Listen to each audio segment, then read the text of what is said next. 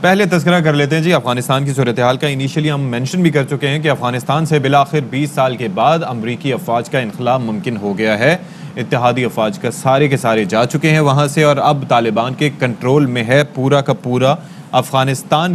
اور پنشیر کے حوالے سے کچھ متضاد اطلاعات آ رہی ہیں، لیکن آئی ایم شیور کہ وہاں کا معاملہ بھی سارٹ کر لیا جائے گا. اب اس کے بعد بہت سے چیلنجز ہوں گے جنہیں سامنا کرنا پڑے گا. ایک تو حکومت سازی کا مرحلہ ابھی تک مکمل نہیں ہو سکا، لیکن اب یکسوئی سے شاید اس پہ فوکس کیا جا سکے گا. سیکیورٹی ایشوز اپنی جگہ موجود ہیں، پھر اکانومی کا مسئلہ اپنی جگہ ہے، فائنینشیل ایشوز اپنی جگہ پر ہیں، کیونکہ بینکس کی جو صورتحال ہے وہاں پر آپ کے سامنے ہے. بینکس ابھی تک نہیں کھل پائے پراپر طور پر، جس کے بعد ہم نے دیکھا کہ وہاں پہ جو اشیاء خرنوش کی قیمتوں میں اضافہ ہوا، 25% وہاں پر مہنگائی بھی ہے. لوگ پریشان بھی ہیں، برین ابھی بھی ہے، اور بہت سارے لوگوں کو ابھی بھی کافی زیادہ تشویش لاحق ہے کہ آگے ان کا فیوچر افغانستان میں کیا ہوگا. وہ اسپیسیفکلی لوگ جو یہاں سے فلائی آؤٹ نہیں کر سکے. اسی حوالے سے مزید بات کریں گے. ہمارے اسٹوڈیوز میں موجود ہیں فیض اللہ، جو کہ ایکسپرٹ بھی ہیں، وہاں پہ رہ بھی چکے ہیں. فیض اللہ بہت شکریہ آپ کا، آپ نے ہمیں وقت دیا. فیض اللہ، ابھی ہم نے کل دیکھا ہے کہ جتنی بھی فورسز وہاں پر موجود تھیں، کل وہ فائنلی رات کے 2 بجے جو آخری بھی طیارہ تھا وہ وہاں سے ٹیک آف کر گیا، اور وہ ان کے لیے ایک بہت بڑا مشن تھا جو کہ انہوں نے ایک طریقے سے وقت سے پہلے، یعنی ایک دن پہلے ہی اس کو اچیو بھی کر لیا. اس کے بعد ہم صورتحال دیکھتے ہیں کہ طالبان جو ہیں وہ جا کے جو کابل ایئرپورٹ ہے اس کا سارا کنٹرول سنبھال لیتے ہیں، جیسے پورے افغانستان میں ان کا کنٹرول ہے. اب آگے کی سچویشن آپ کیسی بڑھتی ہوئی دیکھ رہے ہیں؟ بہت شکریہ مدیحہ صاحبہ. دیکھیے، یہ دوحہ معاہدے کے نتیجے میں ایک بڑا جو مطالبہ تھا وہ تو پورا ہو گیا. امریکن فورسز افغانستان سے مکمل طور پہ نکل چکی ہیں، اور انہوں نے اپنا ریسکیو آپریشن بھی مکمل کر لیا ہے. جن لوگوں کو وہ یہاں سے لے جانا چاہتے تھے ان کو بھی لے گئے ہیں. کابل ایئرپورٹ اب آ چکا ہے طالبان کے پاس. اب جو اگلے 2-3 مراحل ہیں وہ بہت اہم ہیں. پہلا تو ہے حکومت سازی کا. اس کے لیے قندھار میں طالبان قیادت موجود ہے، جس میں طالبان کے سپریم لیڈر بھی ہیں ملا ہبت اللہ، اور اس کے ساتھ ملا یعقوب اور دیگر قیادت بھی موجود ہے. اور وہ اس کے اوپر اب یہ ہے کہ انشاءاللہ آئندہ چند دنوں میں کوئی نہ کوئی صورتحال سامنے آ جائے گی. لیکن دوسرا جو ایشو 2 اس سے بڑھ کر موجود ہے، ایک سیکیورٹی کا ہے اور دوسرا جو معاشی صورتحال ہے اس کا.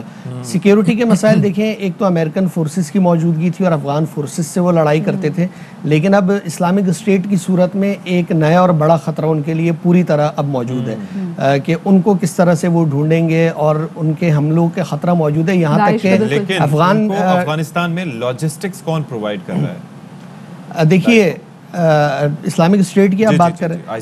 دیکھیے، آئیسس کی جہاں تک لاجسٹکس کی بات ہے نا، سمجھنے کی ضرورت ہے کہ اگر ایک گوریلا تنظیم ہو، اس کو کوئی بہت زیادہ ان کے کوئی کیمپس نہیں ہیں، آفیسز نہیں ہیں، وہ وہاں لوگوں میں رہ کر اپنا کام کر رہے ہیں. پہلے بھی وہ پہاڑوں میں رہتے تھے، تو وہاں سے کوئی بھی حملہ آور بھیج دینا، کچھ لوگوں کو بھیج دینا کوئی اتنا زیادہ مشکل کام نہیں ہے. لیکن اب صورتحال یہ ہے کہ جو طالبان کی اپنی لیڈرشپ ہے اس کے اوپر بھی آئیسس کے خودکش حملوں کا بہت زیادہ خطرہ موجود ہے، اور اسی وجہ سے ان کی سیکیورٹی میں بھی اضافہ کیا گیا ہے. اور کہیں بھی جب گوریلا فورسز کام کر رہی ہوتی نا، تو ان کی کہیں نہ کہیں عوام میں بھی سمپتھائزرز موجود ہوتے ہیں، فیسیلیٹیٹرز موجود ہوتے ہیں. سو کیا ہم یہ عنصر بھی دیکھیں کہ افغانستان میں ایسی بھی آبادی موجود ہے، ایسے بھی لوگ موجود ہیں؟ دیکھیے، افغانستان کی اگر آپ 20 سال کا بلکہ 40 سال کا جائزہ لیں تو وہاں پر افغان ایک رشیا کے خلاف ایک جہاد ہوتا رہا، اور پھر امریکہ کے خلاف. تو وہاں پر اس طرح کی جو تنظیمیں ہیں ان کو ابھرنا کوئی اس طرح غیر معمولی بات نہیں ہے.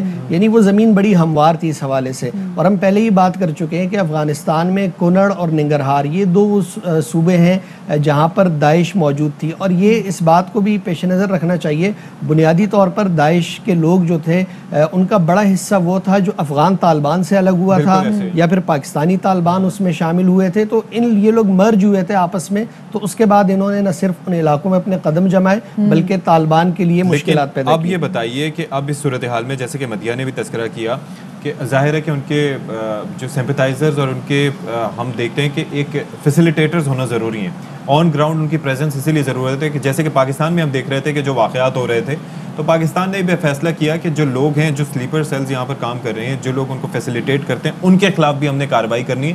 اسی طریقے سے ہم خطرے سے نمٹ سکتے ہیں. افغانستان میں آپ کو کیا لگتا ہے کہ طالبان حکومت میں تو آ چکے ہیں، ان کا ایک خوف بھی موجود ہے، وہ ایک بڑا ایلیمنٹ ہے، بہت بڑا ایلیمنٹ. کیا ان کے پاس انٹیلیجنس کا ایسا نظام موجود ہے، ابھی ایگزسٹ کر رہا ہے کہ جو ان کو اس طرح کی شورشوں سے نجات دلا سکے؟ دیکھیے ایک بات یاد رکھنے کی ضرورت ہے کہ داعش بنیادی طور پر اس کا ایک بڑا حصہ افغان طالبان سے ہی الگ ہوا ہے. جی تو یہ ان کے علاقوں کو بھی جانتے ہیں, ان لوگوں کو بھی جانتے ہیں, اور جہاں تک علاقوں کی بات ہے ننگرہار, کنر اور جوزجان جو تھے وہ طالبان نے ان سے خالی کرائے تھے. اب جو سلیپر سیلز ہیں ان کے بارے میں بھی ان کو آگاہی ہے. دیکھیے ایک طرح کی تنظیم تھی, یعنی وہ اس سے الگ ہوئے, ایک جگہ پہ رہنے والے لوگ ہیں, ایک دوسرے کے طریقہ کار کو سمجھتے ہیں. تو اس بات کی امید ہے کہ وہ افغان طالبان جس طرح کہہ رہے ہیں کہ ہم اس پر قابو پالیں گے, ہمارے لیے بڑا مسئلہ نہیں ہے. لیکن میں یہ سمجھتا ہوں کہ بہرحال ایک ایشو ہے, اتنا آسان نہیں ہے, کیونکہ سلیپر سیلز کوئی کہیں پر بھی خودکش حملہ آور جا سکتے ہیں. ہم نے دیکھا کہ اس مختصر مدت میں انہوں نے کابل ایئرپورٹ پہ 2 بڑے حملے کیے.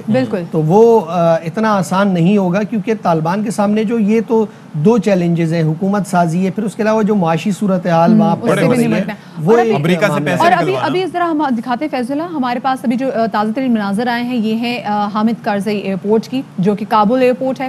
اور اس پہ آپ دیکھ سکتے ہیں کہ طالبان, نہ صرف طالبان بلکہ جو افغان آرمڈ فورسز ہیں وہ بھی یہاں پر موجود ہیں. اب سے تھوڑی دیر پہلے یہاں پر طالبان کے ترجمان ذبیح اللہ مجاہد وہ بھی یہاں پر آئے ہیں. اور ہم دیکھ سکتے ہیں ایک بڑی تعداد یہاں پر طالبان فورسز کی بھی موجود ہے, آرم فورسز بھی یہاں پر موجود ہے. ویسے اگر دیکھا جائے فیض اللہ, آج آخری دن تھا, کیونکہ میں کل جنرل میکنزی کے جو بیانات سن رہی تھی تو انہوں نے کہا ابھی بھی کچھ ایسے لوگ ہیں افغانی جو کہ امریکہ آنا چاہتے ہیں, جو کہ افغانستان سے نکلنا چاہتے ہیں. تو کوشش ہے کہ وہ کسی طریقے سے وہ لوگ بھی آ سکیں, اور آج آخری دن بھی تھا. سو آپ کو لگتا ہے کہ آج کسی بھی قسم کی لینیج باقی لوگوں کو مل سکتی ہے, بیکاز آج آخری دن اگر دیکھا جائے تو؟ دیکھیے وہ طالبان نے کہا ہے کہ جو اگر جانا چاہتا ہے تو وہ جا سکتا ہے, ایسا وہ نہیں ہے. دیکھیے فورسز کی بات تھی وہ چلی گئی ہیں, لیکن اب اس کے بعد ایک افہام و تفہیم ہے آپس میں. طالبان خود چاہتے ہیں, وہ کہتے ہیں کہ ہم امریکن سمیت پوری دنیا کے ساتھ اپنے اچھے تعلقات چاہتے ہیں. تو یہ کوئی اتنا بڑا معاملہ نہیں ہے. اب یہ ڈیپینڈ کرتا ہے کہ امریکنز اس حوالے سے کیا رویہ اختیار کرتے ہیں, کہ اگر وہ آیا جو باقی رہ جانے والے لوگ ہیں انہیں لے کر جانا اگر چاہتے ہیں تو کر سکتے ہیں. انہوں نے کہا ہے کہ بھئی طالبان نے انخلا میں تعاون کی ہے. ابھی اور بھی کئی لوگ ہیں نا, تو وہ ایک دم وہ بالکل تعاون کے بغیر ہو بھی نہیں سکتا بیان اور ہے. جب یہ ان کا معاہدہ ہوا تھا تو کافی پہلے, یہ صرف ابھی سے نہیں, ہم دیکھتے ہیں کہ کافی عرصہ پہلے سے انہوں نے جو نیٹو اور امریکن فورسز تھے ان پہ طالبان نے حملے بند کر دیے تھے, اور ان کے حملے صرف افغان فورسز پر ہو رہے تھے. تو یہ ایک آپس میں ایک ورکنگ ریلیشن شپ تو وہ نظر آ رہی تھی, اور وہ ابھی تک موجود ہے, اور داعش کی وجہ سے اس میں آئندہ آنے والے دنوں میں مزید بھی بہتری آ سکتی ہے. فیض اللہ, اب ذرا امریکی انخلا کے حوالے سے بات کر لیتے ہیں. یہ ایسا پہلی بار نہیں ہوا کہ امریکہ کو کہیں سے جانا پڑا ہو. عراق کی سچویشن آپ کے سامنے ہے, ویتنام کی سچویشن آپ کے سامنے ہے, یمن وغیرہ میں بھی آپ دیکھ رہے ہیں کہ انفلوئنس رہا اس کا.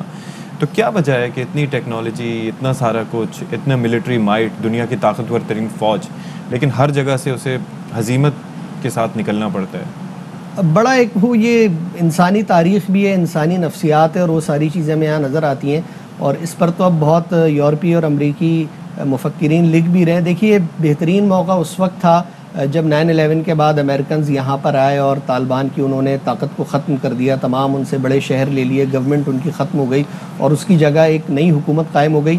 تو میرا خیال ہے یہ وہ مرحلہ تھا, اور اس پہ بہت لوگ بات بھی کر رہے ہیں کہ اگر وہ کہتے ہیں ہمارا مشن پورا ہو گیا, تو یہ بڑا مرحلہ واقعی پورا ہو چکا تھا. اور اس وقت یہ ممکن تھا کہ طالبان کے ساتھ جو کچھ لوگ موجود تھے وہ شاید ان کے ساتھ آ جاتے, یا پھر کم از کم وہ نیوٹرلائز ہو جاتے. دوسرا مرحلہ جو بہت سے لوگ اس پہ بات کر رہے ہیں وہ یہ تھا جب اسامہ بن لادن کا معاملہ ہوا, تو اس کے بعد بھی امریکنز کو اپنا مشن ختم کر دینا چاہیے تھا. لیکن انہوں نے ان دونوں معاملات کو وہ یہ لے کر سمجھے کہ شاید وہ آسانی سے کر سکیں گے. اگر وہ افغانستان کی صورتحال کا جائزہ لیتے اور ماضی کو پیش نظر رکھتے تو شاید وہ یہ غلطی نہ کرتے, لیکن ان سے یہ غلطی ہوئی, اور ان کو اندازہ نہیں ہوا کہ ملا عمر کی سربراہی میں جو طالبان نے اپنا جس طرح نیٹ ورک وہاں مضبوط کیا, لوگوں کی حمایت حاصل ہوئی, اور گوریلا جنگ میں وہ اتنے دور تک پھنستے چلے گئے کہ پھر ان کے لیے نکلنا ممکن نہیں رہا. تو یہ چند غلطیاں ان سے ہوئیں, اگر وہ نہ کرتے شاید اب وہ اس کا جائزہ لیں گے. اور اب تو یہ بات بھی ہو رہی ہے کہ شاید آئندہ آنے والے دنوں میں امریکہ اس طرح کسی ملک میں فورسز اتار کر کچھ عرصے تک وہ اپنے زخم چاٹتا ہے, پھر اس کے بعد دوبارہ they think about some other invasion. آپ کو پتہ ہے کہ اسلحے کی انڈسٹری سب سے بڑی ان کی انڈسٹری ہے وہاں پر, اور جو بھی حکومتیں آتی ہیں تو اکثر ان کی بیک پہ یہ انڈسٹری ہوتی ہے, تو انہیں اپنے نئے ویپنز, نئے سسٹمز ٹیسٹ کرنے ہوتے ہیں, اور بیٹل گراؤنڈ چاہیے ہوتے ہیں انہیں, چاہیے ہوتے ہیں. لیکن اب چیزیں کچھ تبدیل ہو رہی ہیں, اکانومی کی صورتحال, پھر کورونا آپ کے سامنے آ گیا ہے کہ اس کے اوپر بھی بہت ساری جو سازشی نظریات ہیں وہ سامنے ہیں. تو وہ جنگ کی نوعیت کچھ بدلتی جا رہی ہے. آپ دیکھتے ہیں کہ دہشت گردی سے اتنی دنیا متاثر نہیں ہوئی جتنا کورونا نے ساری چیزیں بدل دی ہیں. تو وہ میدان تبدیل ہو رہے ہیں, ٹیکنالوجی دوسری آ رہی ہے, تو بہت ساری چیزیں ہو سکتی ہیں, لیکن یہ امکان بہرحال موجود ہے جنگ کی اسلحے کی پوری ایک صنعت ہے، اور ہم نے دیکھا کہ خلیجی ممالک میں اور پھر لیبیا میں، شام میں، یمن میں ہم اس کے اثرات دیکھ رہے ہیں، افغانستان میں بھی ہم نے دیکھا۔ ٹھیک ہے جی، بہت شکریہ آپ کو فیض اللہ خان، آپ ہمارے ساتھ موجود، اور افغانستان کی صورتحال پہ ہم بات کر رہے ہیں، ہم تذکرہ کر رہے ہیں کہ کس طریقے سے افغانستان میں امن بحال ہونا چاہیے۔ ظاہر ہے کہ پاکستان نے بہت زیادہ سفر کیا ہے مدیحہ، اور پاکستان اب بھی سفر کر رہا ہے، بھلے افغان ریفیوجیز کی بات ہو، بھلے بارڈر سیکیورٹی کی صورتحال ہو، اب بارڈر بہت پر زیادہ کام کر رہا ہے۔ اس حوالے سے ہم نے اسپیسیفکلی دیکھا ہے کہ چاہے وہ یہاں کے ریفیوجیز کو ہوسٹ کرنے کی بات ہو، یا پھر ابھی بھی جو انخلاء کا جو پروسیس تھا اس میں پاکستان جس قدر پیش تھا، تو وہ بھی تمام طرح آپ کے سامنے، نہ صرف یہ بلکہ انخلاء کے دوران بہت سے لوگ ابھی 21 دن جو ہیں وہ پاکستان میں رہیں گے، اور پھر اس کے بعد آہستہ آہستہ یہ لوگ اپنے اپنے ممالک کو، چاہے وہ امریکہ ہو، اور ہم نے دیکھا کہ فورسز کے لوگ یہاں پر موجود ہیں، وہ اپنے ملکوں کو واپس جانا شروع کریں گے۔